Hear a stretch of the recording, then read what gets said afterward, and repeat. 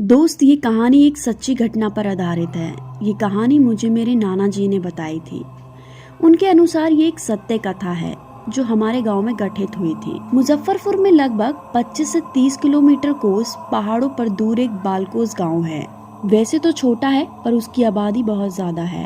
उस गांव में विभिन्न जाति और धर्म के लोग एक साथ मिलजुल कर रहते हैं। उसी गांव में एक प्रीतमपुर नाम का छोटा सा बाजार है जहाँ तालुका बाजार भरता है। उस बाजार में गांव के कुछ लोग उनके गांव से अलग अलग चीजें वहां बेचने के इरादे से आते रहते हैं। ऐसा ही एक दिन बाजार लगने के दौरान एक प्रसिद्ध मंडवाड़ी दुकान के पास सामान रचने का काम रच रहा था। अचानक वहां पर एक अनजान शख्स वहां पर आ पहुंचा।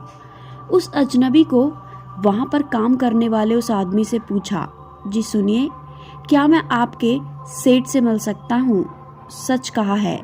तभी उस आदमी ने उस अजनबी से कहा, सेठ जी आज बहुत बिजी हैं, उनसे आज कोई नहीं मिल सकता।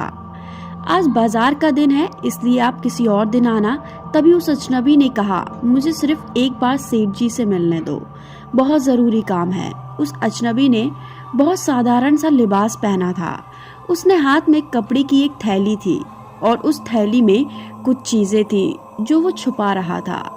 वो अजनबी उस आदमी से बहुत गुजारिश कर रहा था, लेकिन वो आदमी उसे सेठ जी से मिलने नहीं दे रहा था। आखिरकार वो निराश होकर जा ही रहा था। तभी अचानक सेठ जी वहां आ गए और कहने लगे, क्या गड़बड़ है? ये कौन है? ये आदमी सेठ जी की बात कर ही रहे थे। तभी उस अजनबी ने सेठ जी के पैर पकड़ लिए और कहा, सेठ जी, आपको एक गुप्त चीज बेचनी है, बस आप एक बार देख लीजिए, फिर कभी भी यहाँ नहीं आऊँगा। उसके बाद गुजारिश करने के बाद सेठ जी ने कहा, ठीक है, दिखाओ कौन सी चीज़ दिखाना चाहते हो। सेठ जी ने कहने पर उस अजनबी ने तुरंत वो थैला खोलकर सेठ जी को दिखा दिया। जैसे ही सेठ जी ने उस थैले के अंदर झांका, उनकी आंखें फटी की फटी रह गईं। सेठ जी ने उनसे उस शख्स से कहा, चलो अंदर चलकर बात करते हैं। दोनों अंदर एक कमरे में चले गए। तभी सेठ जी ने अपने यहाँ काम करने वाले आदमी से कहा, चंदू, तुम नींबू शरबत लेकर आओ, पर मेरी इजाजत के बिना किसी को अंदर मत आने देना। सेठ जी ने उस अजनबी से पूछा, कहाँ से मिला तुम्हें ये? कहीं ये चोरी का माल तो नहीं है?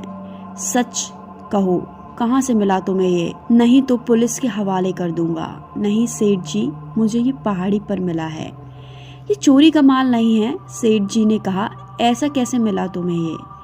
चलो मुझे उस जगह लेकर चलो। ऐसा कहते हुए सेठ जी ने जैसे ही उस थैले को टेबल पर रखा तो उसमें करीब करीब 1 किलो सूंद सोने से भरी एक ईंट थी।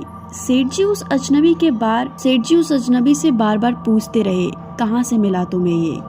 आखिरकार उस अजनबी ने कहा, लालटेन के पहाड़ पर मिला। इसके आगे उस अजनबी ने कुछ भी नहीं कहा। ये अजनबी इसके आगे कुछ भी नहीं बताएगा। ये शायद सेठ जी ने जान लिया था। सेठ जी ने कहा, ये तो मुझे चोरी का माल लग रहा है, इससे मैं तुम्हें ज्यादा पैसे नहीं दे सकता। तभी उस अजनबी ने कहा, सेठ जी, चोरी का माल नहीं है, आप जितना रुपए दे सकते हैं दे दीजिए और कुछ राशन भर दे दीजिए। सेठ जी ने कहा, इसे क्या पता होगा सोने की कीमत के बारे में, 4 से 5 हजार रुपए देकर इसका मुंह बंद कर देता हूँ। सेठ जी ने कहा उस अजनबी से, हम इसके सिर्फ तुम्हें 5 हजार रुपए दे सकते हैं और मैं तुम्हें एक गाड़ी भरकर राशन दे दूंगा। वो अजनबी एकदम से राजी हो गया और वैसे भी उसे बेच नहीं पाता, ये शायद उसे पता था। सौदा हो चुका था। सेठ जी ने उसे जाते हुए कहा, सुनो, कुछ और होगा तो जरूर बताना। उस अजनबी ने कहा, सेठ जी, अगर आप इसे 4 दिन के अंदर बेच देंगे तो अच्छा रहेगा, क्योंकि मैंने सुना है इस तरीके का धर्म साबित होता है। सेठ जी ने कहा, वो मैं देख लूंगा, इसके साथ क्या करना है तुम बाद इनाम लो और चलते बनो। जी सेठ जी, जैसी आपकी मर्जी। वो अजनबी ये कहकर वहाँ से चला गया। आज बहुत ही फायदे का सौदा हुआ है, इसलिए सेठ जी बहुत खुश थे। लेकिन उनके मन में सिर्फ यही चल रहा था कि ये तो सिर्फ एक ही सोने की ईंट है, वहाँ कितना सारा गुप्त धन होगा। यही सोच में 4 दिन गुजर गए। 5वें दिन सेठ जी के खटिए पर लेटे हुए थे।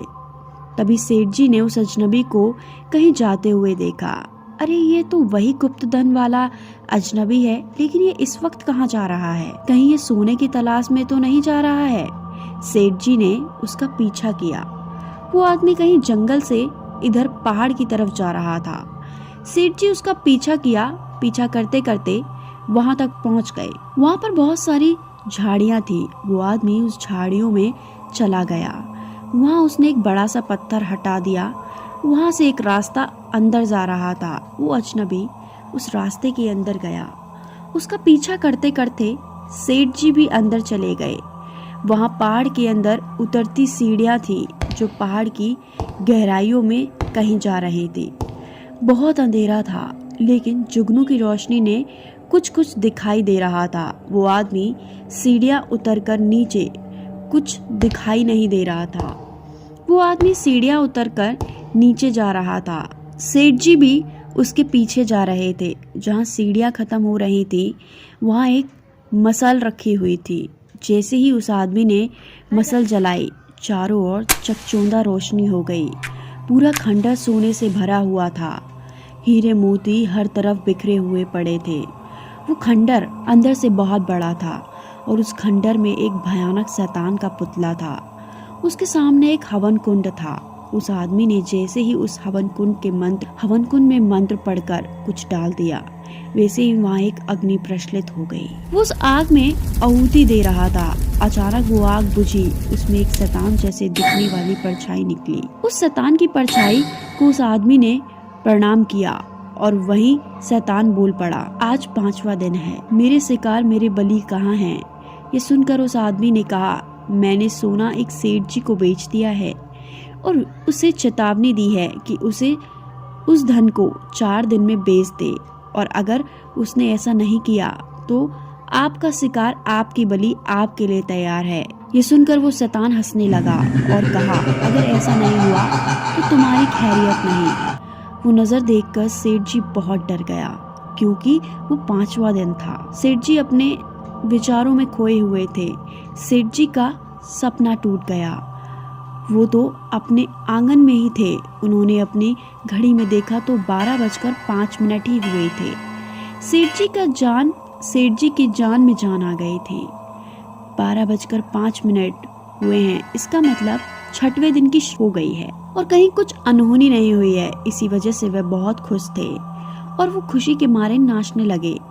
उतने में उनके घर से उनकी बीवी की जोरों से चीखने की आवाज सुनाई दी और वो दौड़कर अंदर चले गए। उन्होंने देखा घर के चैट के पंखा नीचे उनके इकलौते सर गिरने की वजह से उसकी मौत हो गई थी। उसी पल सेठ जी पागल हो गए। उनकी सारी दौलत शौहरत नष्ट हो गई। कुछ ही दिनों के बाद उनकी बीवी, उनके माता पिता सभी सुहागवासी हो गए। पागल सेठ जी हर रोज उनको बताते थे कि उनके सपने में क्या देखा था, पर उन पर कोई विश्वास नहीं करता था। सब लोग उसे पागल समझते थे। लेकिन मेरे नाना जी ने शुद्ध सोने की ईंट देखी थी, क्योंकि मेरे नाना जी उस सेठ जी के काम किया करते थे, जिसको सेठ जी ने नींबू शरबत लाने के लिए कहा था। मैंने गांव में बूढ़े जानकर सुना है कि सेठ जी को लालटेन के शैतान ने शाप दिया था। उसका सफेद खजाना अपने पास रखने की वजह से आज भी बहुत सारे लोग सोने की तलाश में वहां जाते हैं और फिर कभी वापस नहीं आते। ये कहानी सुनकर मैं उस जगह आकर आया हूँ, लेकिन वहां आगे जाने की हिम्मत नहीं हो रही थी, क्योंकि मन में एक ही ख्याल आ रहा था, अगर किसी ने मुझे पीछे से आवाज दी, सेठ जी।